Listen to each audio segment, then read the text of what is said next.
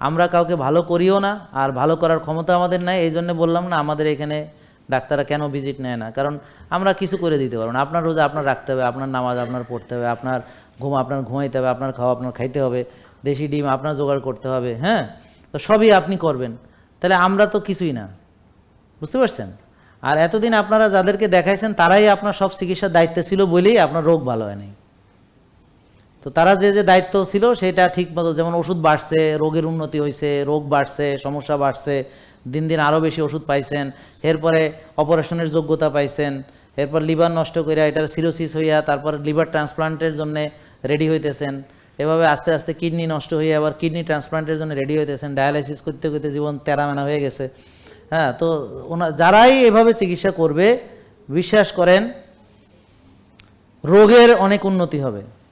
তাহলে যারা ডাক্তার দেখায়, মানে এই রোগগুলো আমি বলছি না যে ম্যালেরিয়া, টাইফয়েড, কালাজ্বর, এগুলো না, যেই রোগগুলো জীবাণুর আক্রমণে হয় না, জীবন আচরণের ফলে হয়, অর্থাৎ যেখানে খাওয়া, ব্যায়াম, ঘুম, মানসিক প্রশান্তি, হ্যাঁ, এইগুলোর ডিসিপ্লিনটা না মানার কারণে হয়। এটা কি আরও কি বুঝতে অসুবিধা হচ্ছে এখন? আর তো মনে হয় বোঝার কথা এতক্ষণ ধরে বলতেছে। হ্যাঁ,